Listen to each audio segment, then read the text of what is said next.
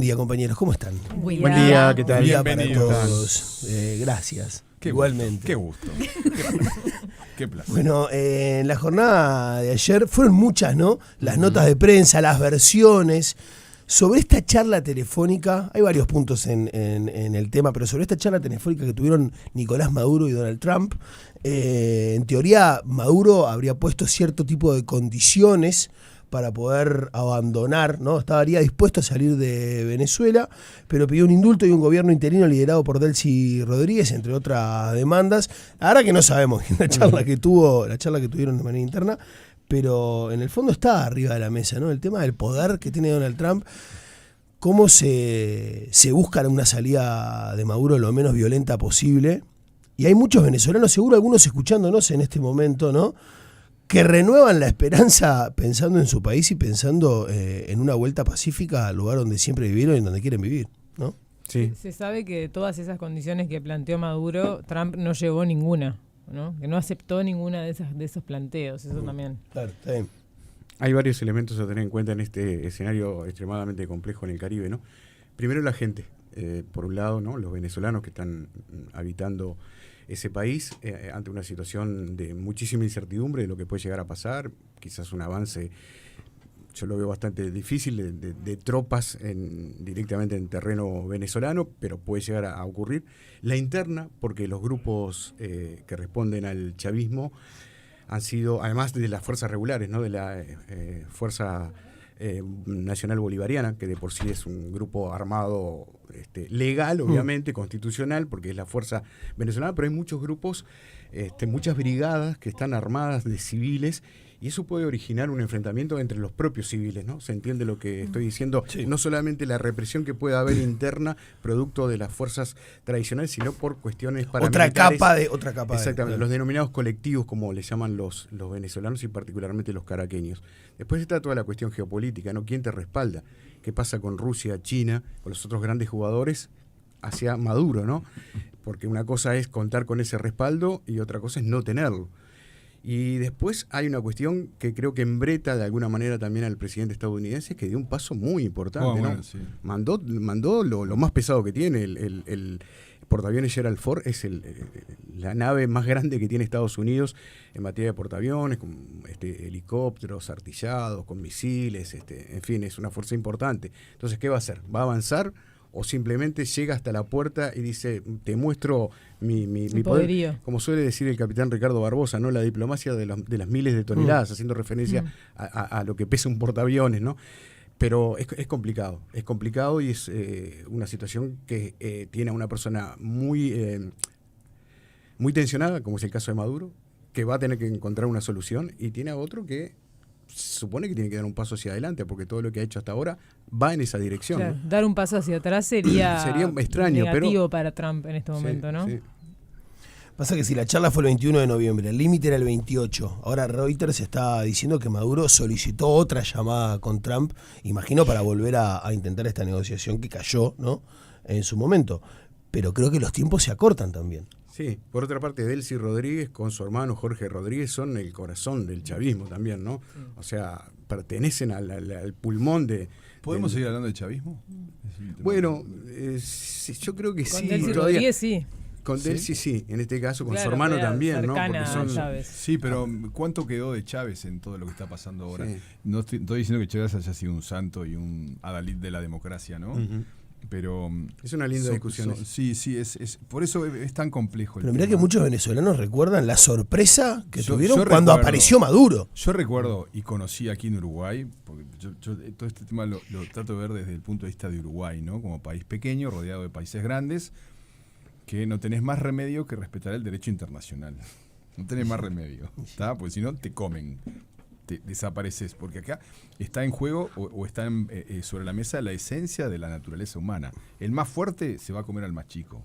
Esto pasó siempre y sigue pasando. Uno ve la impunidad de algunas potencias en invadir, atacar, matar, y su impunidad a la hora de matar gente, y saben que probablemente no pase nada, y los países como Uruguay dicen, che, respeten el derecho internacional. Entonces hoy te encontrás con una situación por la cual se habla de narcotráfico, y este narcotráfico, yo empecé a escuchar del narcotráfico del gobierno venezolano durante gobiernos del Frente Amplio, voceros del Frente Amplio, que bajo cuerda te decían, no, mira que acá en Venezuela están pasando cosas raras con el narcotráfico, esto no son tan santos. Hubo un momento en el cual los gobiernos, y hago referencia porque se habla mucho de la izquierda en esto, Claro. ¿no?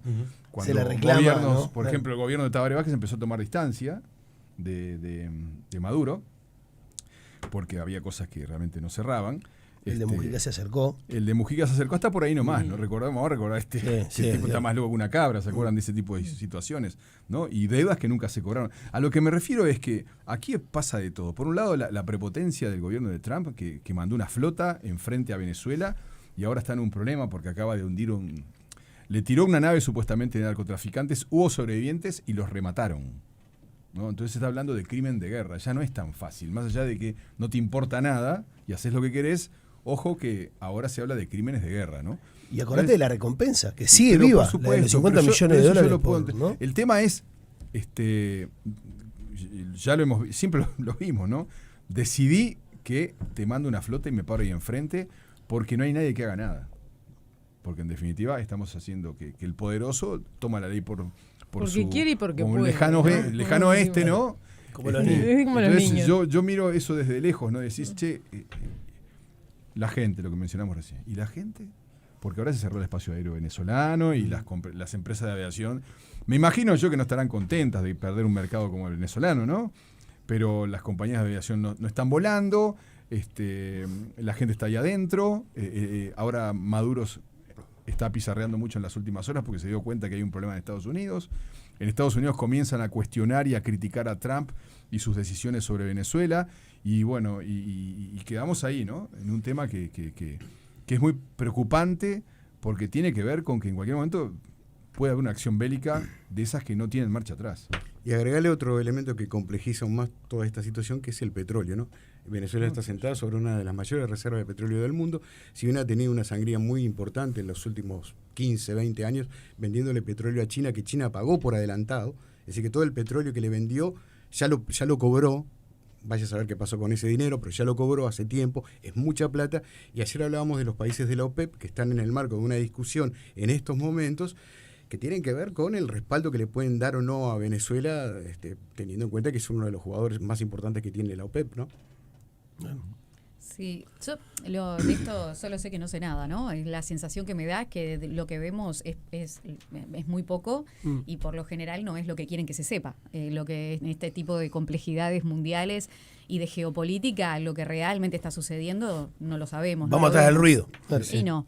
Pero lo que sí queda claro es que no es una lucha contra el narcotráfico o el crimen organizado, eso queda clarísimo. En ningún momento Estados Unidos se preocupa porque debería entonces parar sus buques frente a tantos otros y a respaldar. En Chicago tendría que meter los buques. Y es parte de Claro. todo un sistema, o Europa, donde tenemos tantos destinos de buques y buques llenos y cargados de droga. Entonces, en realidad, queda claro que esto es geopolítica pura, el mundo se está rediseñando y de esa manera es como están actuando. No es un camino donde ya lo vemos así como pasa en el micro y en el vecindario, pasa en lo macro. Nosotros aquí tenemos discursos para que se puedan apoyar determinadas medidas. Él necesita de determinados discursos para también apoyar determinadas otras. Entonces hay como un consenso de ir contra el crimen organizado y el narcotráfico. Entonces de esa manera se justifican las acciones que está tomando. Pero además va un paso más, porque ni siquiera se le empezó a poner límites, más allá de que el día voy a combatir el narcotráfico o el crimen organizado. Naciones Unidas dijo que aún así eso está reglamentado. Aún combatas o vayas en contra de determinados crímenes, no podés nunca No es violar los carta derechos blanca, humanos. claro. Entonces fue un paso más, declarar los grupos terroristas, porque ya no alcanzaba con decir estoy peleando contra el narcotráfico o el crimen organizado, sino que necesito que sean catalogados como terroristas para que esté todo permitido. Entonces sigue escalando para tener de alguna manera el respaldo para hacer lo que realmente quiere hacer, y que es un dominio y que prácticamente ha quedado clarísimo en cuanto a lo que es Rusia, China e Irán, porque entra Irán también en todo esto, y en un mundo que se reacomoda y con una China que por más que no aparezca en el primer lugar, y tenemos por primera vez en la historia que tenemos el poderío está en la parte oriental de este mundo, ¿no? Donde los chinos y también India empiezan a tener un poder que nunca jamás se había tenido lejos de Occidente. Siempre había sido Occidente y desde su visión occidental el dominio de este mundo. ¿Cuántas potencias europeas hoy tenemos? Se ha rediseñado totalmente el mundo y ante esto la reacción está siendo tremenda. Y me parece que hay un trasfondo que, la verdad, creo que no tenemos ni idea de lo que realmente está pasando. Y Maduro es que sí ha influido muchísimo dentro de toda su estructura en Venezuela para los venezolanos. Obviamente que sí, para los venezolanos Maduro significa un montón. Pero para Donald Trump... Yo pienso en todo este fenómeno de las vidas truncadas, ¿no? por la política, en este caso venezolana o la cubana y en tantos países que ha pasado. Dentro de toda esta tragedia, si hay algo positivo, es que nos ha permitido, creo que a todos, conocer un montón de venezolanos y sus historias, y son realmente impactantes, dramáticas en algunos casos. Más de 5 millones de personas que han salido de Venezuela, eso está diciendo algo, ¿no? Nadie se va masivamente y debe ser la historia de las situaciones humanitarias más graves, por lo menos aquí en el continente, claro, seguro, bien, ¿no? Bien, sí. Y cómo pienso en eso, ¿no? Cómo uno proyecta una vida en un país familiar, profesional, etcétera, y bueno, se va o no de un país que sea una decisión propia, ¿no? Por las circunstancias, pero en este caso han sido obligados por lo económico, por lo político, por la inseguridad que se vive en Venezuela, a partir de cuántas de esas historias quedan truncadas, ¿no? Cuánta tristeza debe haber también, más allá de que hay gente muy alegre en términos generales, sí, claro. Porque, bueno, tuvieron que irse y empezar de cero. Por eso yo arrancaba hablando de los que nos están escuchando, que seguramente sean muchos venezolanos que viven acá. Gente, ¿no? Los mismos que son perseguidos, ¿no? Los mismos que a través hasta de drones y de un sistema terrible... están siendo perseguidos por el propio Donald Trump. Y después otra cosa, ¿no? 20 años de declive de una sociedad que era una sociedad rica y que se volvió una sociedad corrupta por todos lados. Y también las víctimas que se fueron y las que fueron quedando, y cómo se estará viviendo todo esto desde ahí ahora. ¿Será una esperanza de salir finalmente del régimen? O sea, ¿lo verán así o lo verán como una guerra inminente? Que también sería catastrófica, ¿no? No sé, digo, pero por lo menos que está claro que se está moviendo algo. Quería sumar que en África hay 50 millones de personas desplazadas por conflictos. Sí. Avanza la tecnología, avanza una cantidad de cosas, la inteligencia, ¿no? El conocimiento, y seguimos hablando de millones y millones de desplazados, de víctimas, de abuso militar. ¿Cuánto se gasta en armas, no? ¿Cuántos años hace que se viene hablando de esto, no? Las reivindicaciones. Las situaciones cada avión, cuántas escuelas son, ese tipo de comentarios que se han transformado hasta mirá lo que está diciendo. La realidad cotidiana, ¿no? Uno ve lo que está saliendo la guerra de Ucrania, ¿no?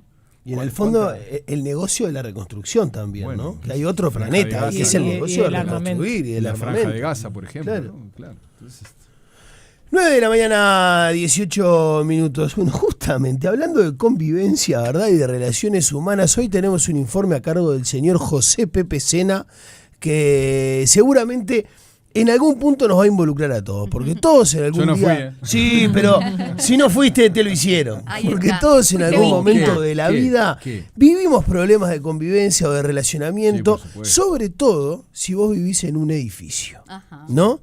Sí, les vamos a contar lo que es un reglamento de copropiedad, cómo se consensúa, cómo se implementa después ese reglamento, que es una suerte de constitución de quienes viven en un edificio, en una cooperativa, en un complejo, y cómo aún con un reglamento se suelen violar casi a diario un montón de normas. Y les vamos a contar parecido con la realidad. Sí, es mera coincidencia. Y les vamos a contar algunas denuncias verdaderamente insólitas, como por ejemplo vecinos pidiendo que se retire un jardín de infantes porque le molesta la risa, los gritos, los llantos también bebés de los niños y los bebés que están pegados a un edificio. Hay ejemplos, tiene ejemplos para el informe que no lo puedes creer. Y también los invitamos a ustedes al 092-690-690 que nos compartan esos ejemplos de problemas de convivencia. Le dejás un cartel a un vecino, al otro día tenés otro cartel que te respondió y en un momento es un Facebook ese asesor. O sea, claro. Yo tengo una imagen que no voy a olvidar jamás, ¿no? Yo cuando trabajaba en el boliche La Esquina, ¿no? Y estaban los recitales de rock.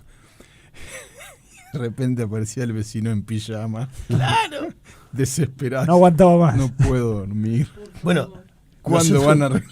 O al otro lado, nosotros, por ejemplo, En pijama, hace claro. años en Las Cosas hicimos un informe de una Para vecina, dar más lástima. de una vecina que Lo vivía ahí lograba. en la vuelta del Parque Rodó, cuando recién arrancaba toda la movida de los boliches, Sí. que un día les pidió a uno de los boliches que le pusiera doble vidrio, por el ruido, se lo Sí, pusieron. sí. Un día les pidió aire acondicionado, porque como tenía doble vidrio no podía abrir la casa. Y escaló y empezó a escalar eso a tal punto de que la mujer le pidió que le pagaran las vacaciones y desde las vacaciones le pidió que le giraran plata porque se había quedado sin guita. Un éxito, un Una éxito. fenómeno. Una Maravilloso. genia. Hasta ahí llegaron. Oye, chicos, pero pará.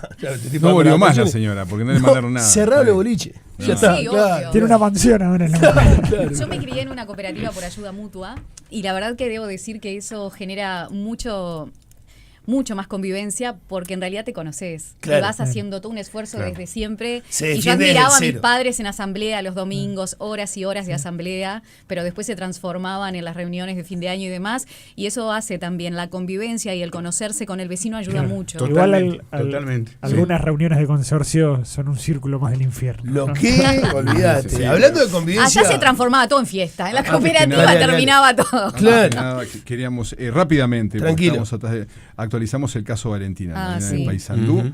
tras la agresión sufrida el 24 de noviembre, está volviendo a clase hoy. La nena de 12 años, Escuela 98 de Paysandú. Esto es información, no vamos a estar allí, ¿no? Pero fuentes cercanas a la familia dijeron a Informativo Sarandí que se está fortaleciendo lo terapéutico con los equipos multidisciplinarios. Quiere volver a estar con sus compañeros, obviamente. Pero vos entendés Llega qué difícil la esa fiesta vuelta. de fin de año. Qué difícil esa vuelta. Sí, y también. en lo judicial siguen las investigaciones en fiscalía y se consiguió con la unidad de víctimas que intervengan en la contención con la familia, y desde primaria está el equipo de escuelas disfrutables buscando reuniones también con la familia, y después hay una investigación por allí a nivel de fiscalía y todo, que también estamos atentos a lo que pasa. 9 de la mañana, 21 minutos, hablando de convivencia. Ojo que entra Fede A Anfiti, ver. que es terrible. Ay, sí que ¿Arrancamos? Dale, Andy. Me patea la silla, No, es terrible. ¿sabía? Que se Más sepa. información, Sí, que se sepa. más periodismo, más radio. Siempre Sarandí.